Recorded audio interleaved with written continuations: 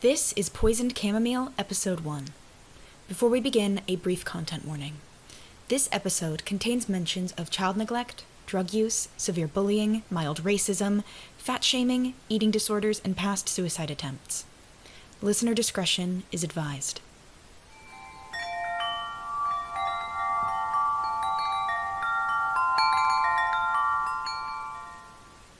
I was never a happy person. I mean, it's not like I had much reason to be happy. I was neglected by my birth parents because they were both too damn busy doing drugs to feed me, so I got taken away by the NSPCC when I was 4 and was put in the care of my grandfather. He fed me and clothed me, at least, but didn't spend much energy on me otherwise. He was a real workaholic, he was. And Uncle Lynn was 15 when Granddad took me in, and he was too busy rebelling against Granddad to spend much time with me. I remember trying to get him to play with me, but he thought he was too cool to play house with a little girl. He moved out as soon as he turned 18, so I didn't spend much time with him growing up. He says he regrets it, not spending more time with me when I was young, but it's a little late for that now, don't you think? I was lonely, sure, but this was the best it had ever been for me, so I had nothing to complain about. Then I started school. I feel like I started getting picked on the moment I stepped through the door the first day of primary school. And it never stopped. It was like that throughout all of my school years. It started with name calling, you know, fat girl, whale, hungry hippo. Lots of insults too. One that sticks in my mind even now is, Mayette's got more chins than a Chinese phone book. Then they started placing me notes in my bag. Drawings of me taking up a whole classroom because of how fat I was, me being used as a wrecking ball. Then they moved on to pulling my hair, spilling things on me at lunchtime, the works. Then someone started placing diet pills in my bag. Eventually, I started taking them. I started eating a lot less. But no matter what I did, I was still pudgy. It drove me mad, it did. Still does, actually. I should mention that not everyone went out of their way to torment me, but they didn't do anything to stop it either. They were too scared they'd become a target, I think, and didn't want to risk it. I think they felt bad for me, but it's not worth throwing yourself into the lion's den for the sake of something that's already half dead. Anyways, I could go on, but we'd be here all day if I went through everything that happened to me while I was in school, so I'll get to the point.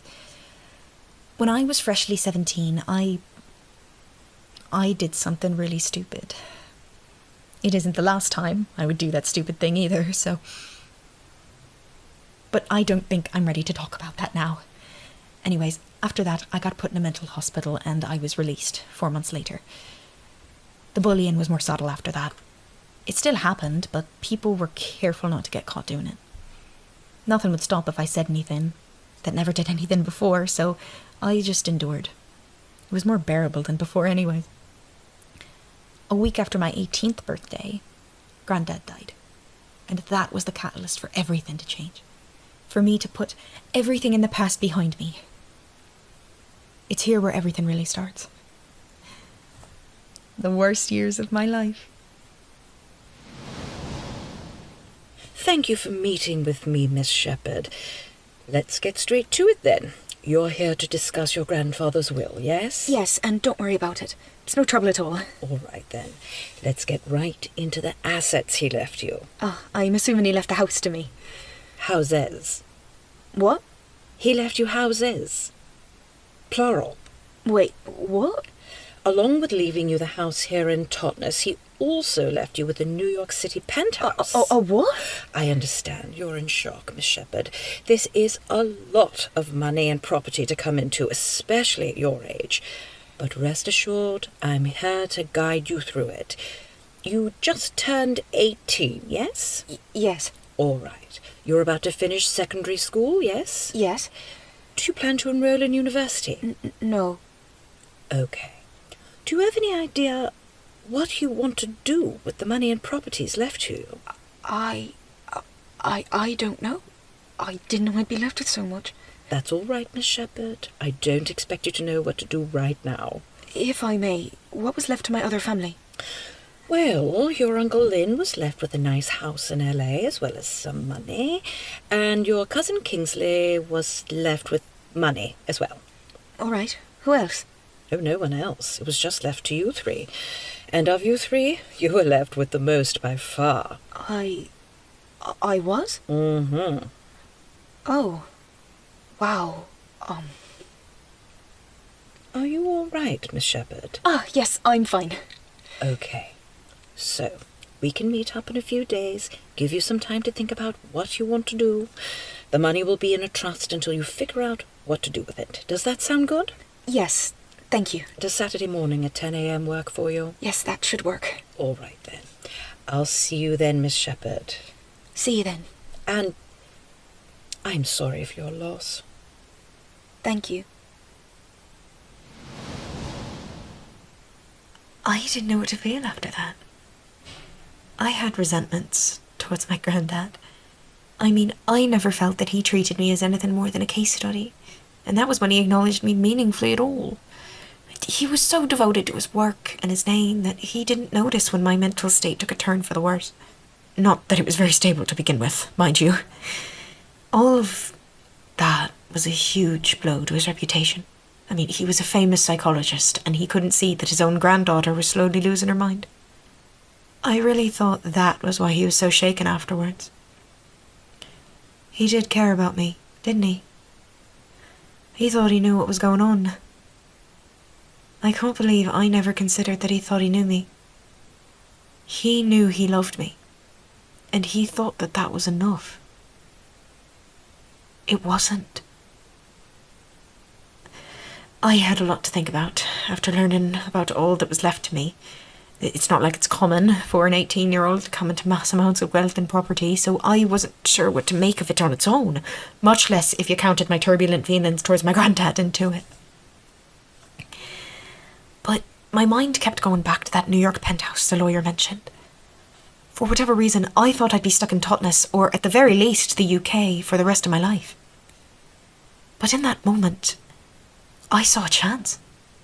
A glimmer of hope. I thought that maybe I could make all of my suffering worth something. Become some sort of success story in the big city, I guess. But still, it was a lot to think about.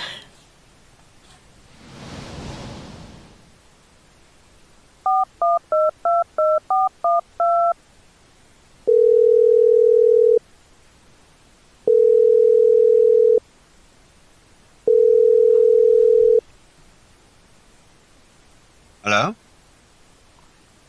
Hey, Uncle Lynn. Hey, my.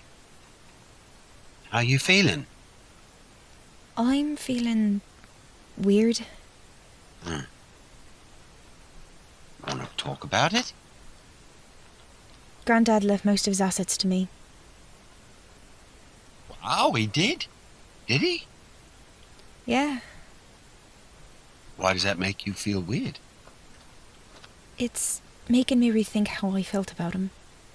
I don't know. It's just weird. It's okay, Ma. You're allowed to feel weird. I know. So what specifically did he leave you? The lawyer said he left me a lot of money, the house here in Totnes, and a penthouse in New York. Wow. That's a lot. It really is. Any idea what you want to do with what he left you? If you need help selling the New York flat, I know a guy. My? I think I want to move to the New York penthouse. What? I said, I think I want to move to New York. My, that's a big difference. Are you sure? Yeah. Yeah, I'm sure. You don't want to stay in Totnes? You got left the house. No, I don't. This town feels like a prison. It's awful walking down every street and seeing people who made your life a living hell. People who know your name and talk about you behind your back when they think you can't hear them. And even if they aren't talking shit about me, they look at me like I'm a baby possum stuck in a bin. Something so intensely pitiful, yet something no one bothers to help. I don't feel human here. Every place holds memories of pain, but especially the river.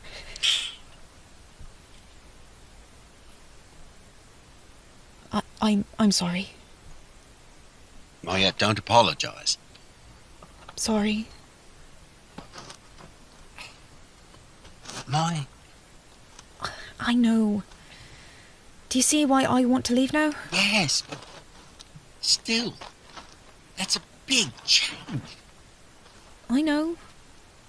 I think that's exactly what I need. It'll take a minute to get my job to transfer me there, but Huh? I'm going to be moving in with you. No, What? I don't want you moving in with me. My? You can't be living on your own. Why not? I'm on my own right now, aren't I? Because your granddad died 2 weeks ago. Still? Well, I was planning to move back into the house with you anyway. What? Listen, I've been in contact with your therapist and we've been talking about what would be best for you. Oh, and you didn't think to bloody talk to me first! I don't know if I can trust you to live on your own. Oh, you've got to be kidding me. We just want to do what's best for you. Don't you think I'm the one who knows what's best for me? Did you consider that? I don't think you know what's best for you, actually. What? Because I tried to kill myself? Because I threw myself into the river? That's why you don't trust me to take care of myself? Is that it? My Ed. I'm not incompetent. I'm not gonna fucking... My Ed. I'm sorry. I shouldn't have... I just don't appreciate being treated as less than because of that attempt. I'm not an idiot, Lynn. I know that. I'm sorry. I know it's still hard to talk about. This isn't about me. It was your attempt, not mine. I just don't want you to try anything like that again. I'm still haunted by the memory of desperately trying to get you to breathe again. With water spilling from your mouth. I'm sorry, I shouldn't have. I know it's upsetting to think about yourself like that. It's fine. But I want you to know you can't take care of me forever. I'm an adult. Barely. Regardless, I'm not hospitalised anymore. They let me out for a reason. Your therapist thinks it could be good for you to... What, be babysat? I don't need you to be my nanny. How can I know if you can be trusted to not try anything like that again? You're not exactly the most stable person, I can't be babied for the rest of my life. I need to be an adult. You moved out as soon as you turned 18. You grabbed your independence as soon as you could, so why can't Because I'm worried about you, Mai. Look, I know you're desperate for independence. I know that feeling well, but don't be reckless. I'm not being reckless. Look, I finally have an opportunity to get out of here. I told you how much I hate being here, how much this place affects me, and now I finally have a chance to leave. Mai, but you can't do it alone. Let me move in with you. I don't want to be dependent on you for the rest of my life. Lynn, I need to be my own person. And as much as you loathe to admit it, I am an adult. You can't force yourself into my space. I'm doing this. It's just up to you whether or not you're with me through it.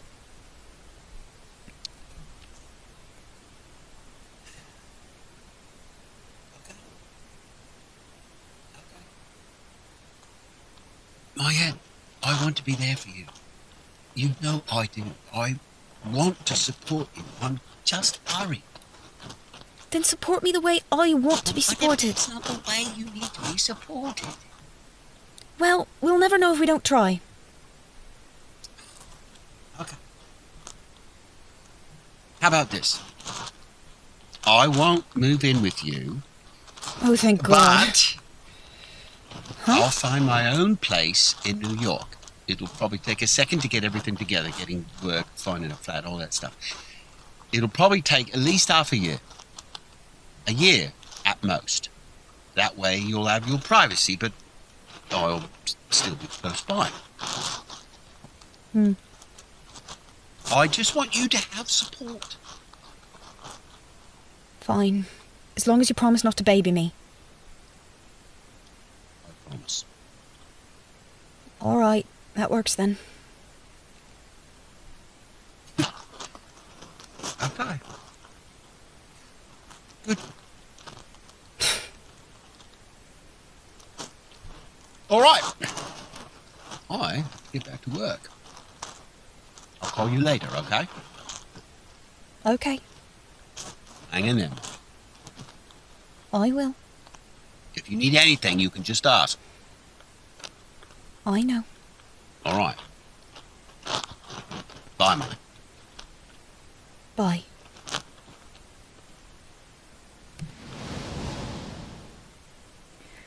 Things were better for a while after I moved to New York.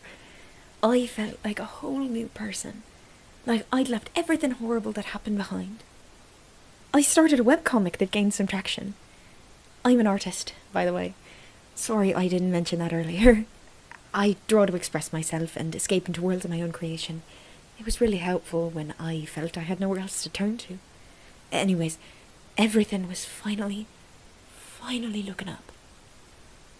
But then I met him. And he was the worst thing that ever happened to me.